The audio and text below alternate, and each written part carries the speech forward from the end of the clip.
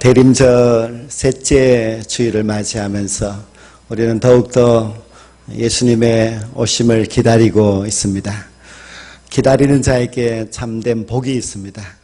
이 귀한 대림절에 주님을 기다리심으로 주님을 만나고 또 주님의 귀한 은총과 사랑을 우리 모두가 받게 되는 귀중한 성탄절이 될 수 있기를 간절히 원합니다. 이제 한 해도 정말 얼마 남지 않았습니다. 한 해의 마지막 날인 12월 31일이 이제 2주 앞으로 다가왔습니다. 그런데 우리는 한 해의 마지막을 맞이하지만은 마지막이라고 생각하지 않습니다. 우리에게는 또 다른 희망의 새해가 있다고 믿고 기다리고 있습니다. 그리고 그 새해는 우리에게 더 큰 희망이 있을 것이고 더 우리에게 좋은 일들이 많이 있을 것이라고 새해를 준비하고 있는 그런 가운데 있습니다. 그러나 이 세상에는 올해가 마지막이 되기를 기다리는 사람들도 많이 있습니다. 한 양로원 한쪽 구석진 작은 방에 한 할아버지는 올해가 마지막이 되기를 기다리고 있습니다. 벌써 오랜 세월 동안 아무도 찾아오는 사람이 없습니다. 그의 방에는 널려져 있는 모든 짐들을 정리하지도 않습니다. 수염이 길어도 깎지도 않습니다. 왜냐하면 빨리 자기 인생이 끝나기를 바라고 있기 때문입니다. 이처럼 이 세상에는 마지막을 기다리는 사람들도 참 많이 있습니다. 이 세상에는 모든 인생이 다 언젠가는 마지막을 맞이하게 됩니다. 그런 마지막이라고 하는 그 말이 우리에게 기쁜 단어이겠습니까? 슬픈 단어이겠습니까? 우리가 맛있는 저녁 식사, 또 아주 반가운 얼굴, 그리고 환한 미소, 이러한 단어들은 참 아름다운 단어입니다. 그러나 그 앞에 마지막이라는 단어를 넣으면 갑자기 슬퍼집니다. 마지막 저녁 식사, 마지막 웃는 모습, 마지막 미소, 그런 것은 참 슬프게 합니다. 사람들은 다 마지막이 있습니다. 저도 원래는 마지막이 있었습니다. 함께 오랫동안 인생을 살고 함께 행복할 줄 알았었는데 제 아내가 떠나고 나서 이것이 바로 마지막이구나. 마지막이라고 하는 것이 이렇게 슬프고 안타깝구나 하는 것을 깨달을 수가 있었습니다. 우리 인생은 마지막이 있습니다. 하나님께서 우리를 만드실 때에 이 세상에 영원토록 살도록 만드시지 않으셨습니다. 그래서 모든 인생은 다 마지막을 맞이하게 됩니다. 우리는 개인적 종말이 분명히 있습니다. 이번 주간에도 제가 50대에 아주 든든하고 건장했던 가장이 심장마비로 죽어서 장례식을 치른다는 소식을 들었습니다. 그럴 뿐이 아니었는데 그러나 그는 마지막을 맞이하고 만 것입니다. 역사적 종말도 있습니다. 이 역사적 종말에는 주께서 불로 심판하신다고 말씀하시는데 도대체 불이 어디 있길래 이 세상 마지막을 불로 심판할까 생각했는데요. 그러나 이 땅에는 땅 속에도 엄청난 불이 있고 땅 위에도 엄청난 불이 있어서 그 불로 이 세상 모든 사람들을 죽이고도 남을 정도의 불이 있습니다. 역사의 종말은 분명히 다가오고 있습니다. 그래서 인생은 마지막이 있습니다.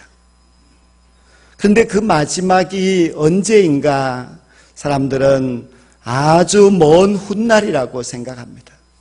그러나 성경은 그 마지막이 가까이 왔다고 말씀하고 있습니다. 마지막은 언제나 우리의 가까이 다가오고 있고 그리고 나의 개인의 마지막도 어쩌면은 아주 가까이 다가와 있을지도 모릅니다. 그런데 사람들은 그 마지막을 잘 준비하지 않고 살아갑니다. 무엇을 준비했습니까? 하고 물으면은 연세가 많은 분들은 내가 수의를 준비해 놓았지. 또 어떤 분들은 내가 상조에 가입을 해 놓았으니까 내 장례식은 걱정이 없을 거야. 그렇게 해도 생각합니다. 어떤 분들은 자기 자녀들에게 재산을 다 나누어 주어서 걱정이 없다고 말들을 하십니다. 과연 그것이 마지막을 준비한 겁니까? 마지막을 다 준비를 잘했습니까? 묻는다면은 나도 잘 모르겠다. 마지막이 분명히 있는데 내가 준비는 잘 했는지 잘 모르겠다고 합니다. 저녁이 되고 한밤중 12시가 있습니다. 12월 31일도 있습니다. 모든 시간도 마지막이 있는 것처럼 우리 인생도 마지막이 있게 되고 그 마지막은 참 슬프고 안타까운 그런 시간들입니다. 저희 어머니도 돌아가시기 보름 전에 제가 집에 찾아가서 혼자서 염색을 하고 계시는데 제가 도와드릴까 하니까 괜찮다고 했어요. 근데 지금도 계속 그 생각이 나요. 그때 내가 왜 염색을 해주지 못했을까? 그것이 마지막이었구나 그런 생각을 합니다. 우리 모두는 다 마지막이 참 슬프다고 생각을 합니다. 예수님이 오시는 이 대림절은 오신 예수님을 맞이하는 기간이기도 하지만 다시 오실 예수님을 기다리는 절기이기도 합니다. 예수님이 다시 오신다. 예수님이 다시 오시면 모든 것이 끝입니다. 그 다음은 없습니다. 예수님이 이 세상에 오시면 우리 인생도 끝이 나게 되고 예수님이 이 땅에 재림하시면 이 세상도 끝이 나고 맙니다. 마지막입니다.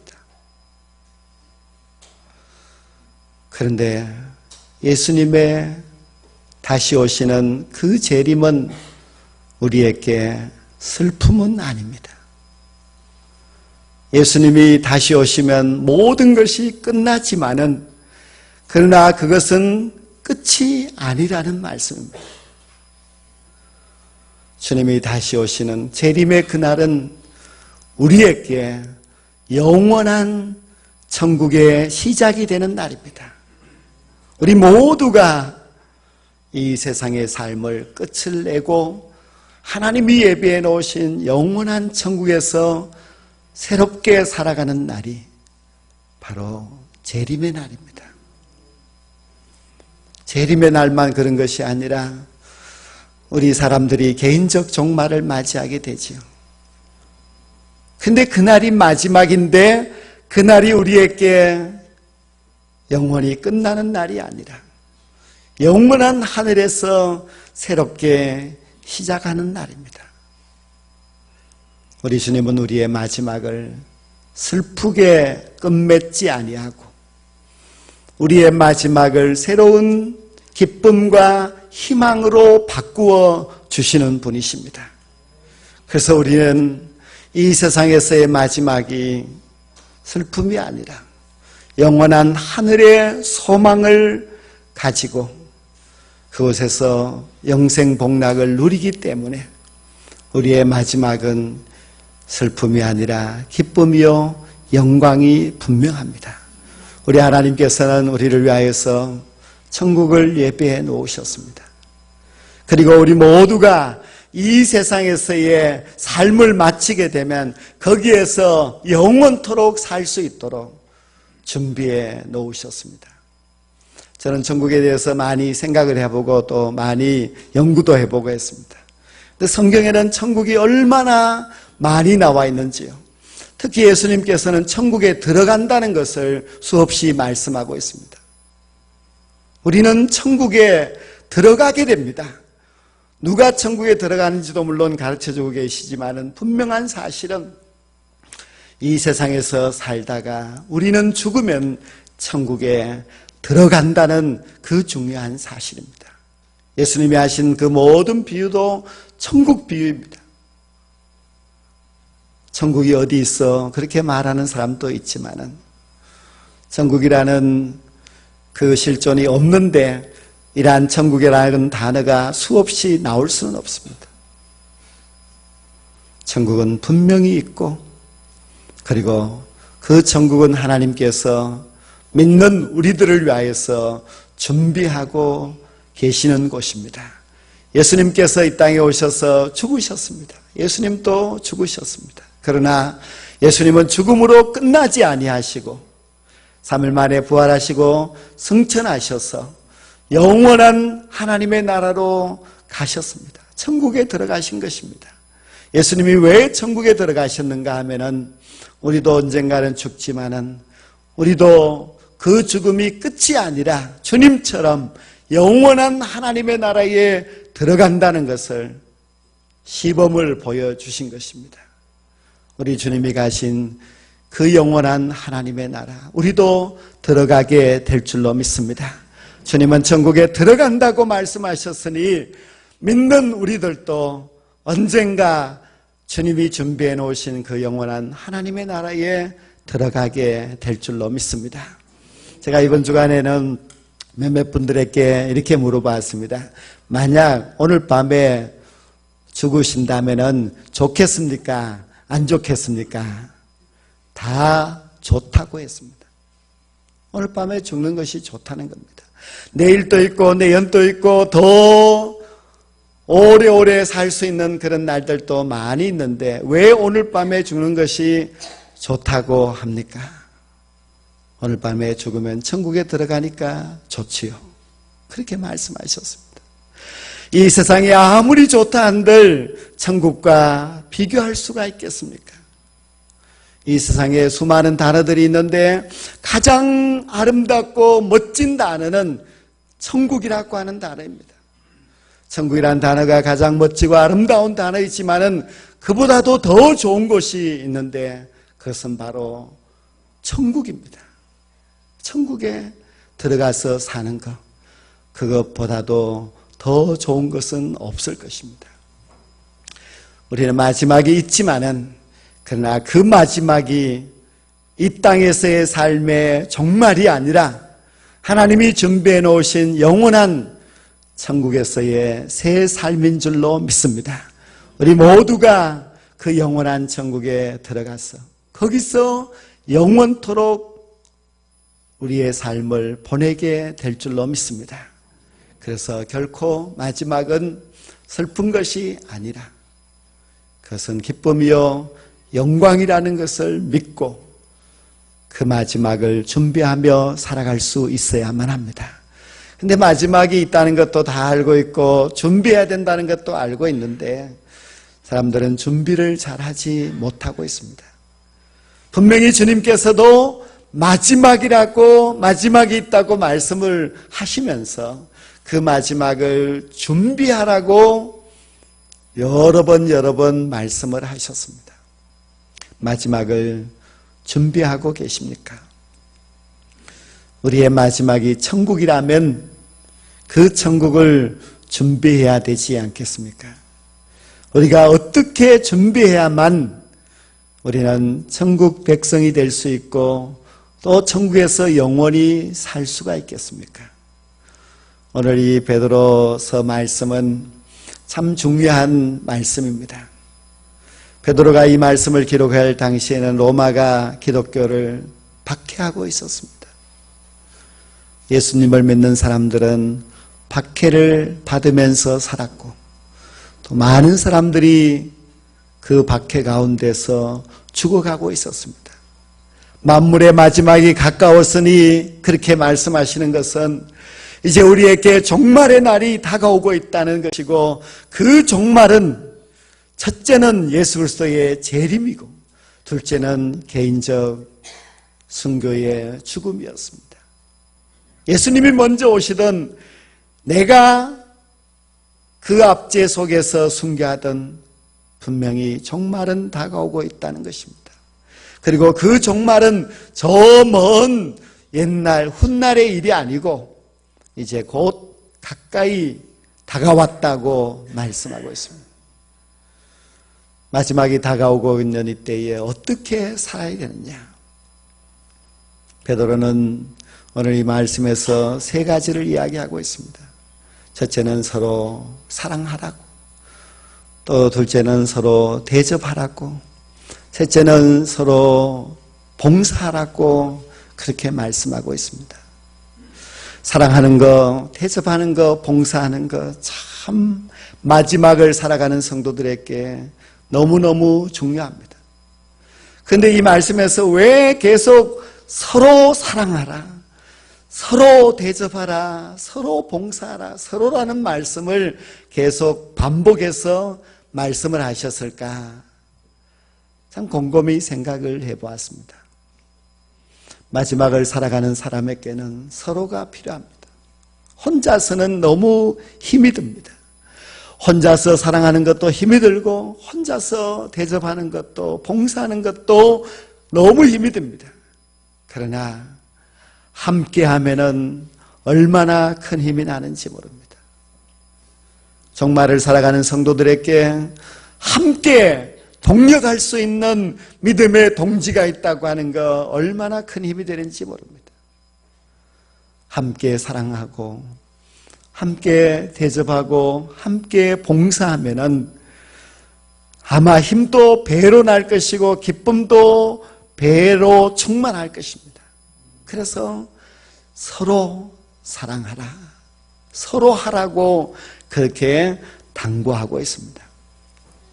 그런데 그 중에서 무엇이 가장 중요할까? 무엇이 가장 중요한지는 오늘 8절 말씀에 가르쳐주고 있습니다.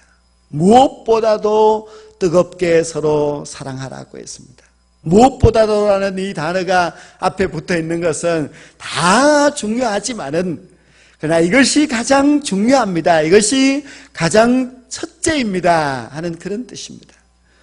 무엇보다도 더 중요한 것, 그것은 바로 사랑입니다. 사랑이 참 중요합니다. 우리가 서로 대접하는 것은 이웃을 향해서 하는 우리의 사랑의 행위이고, 우리가 서로 봉사하는 것은 하나님을 사랑하기 때문에 우리가 하는 행위입니다.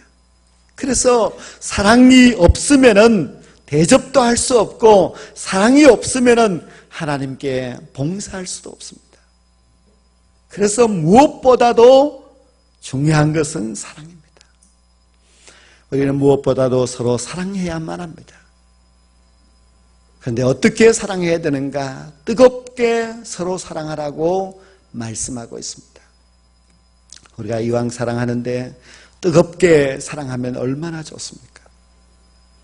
우리가 남을 대접할 때도 대충 하지 말고 뜨겁게 서로 대접하면, 그리고 주의 일을 할 때도 주님을 정말 사랑한다면 뜨겁게 주를 위하여서 봉사하는 자가 되어야만 합니다.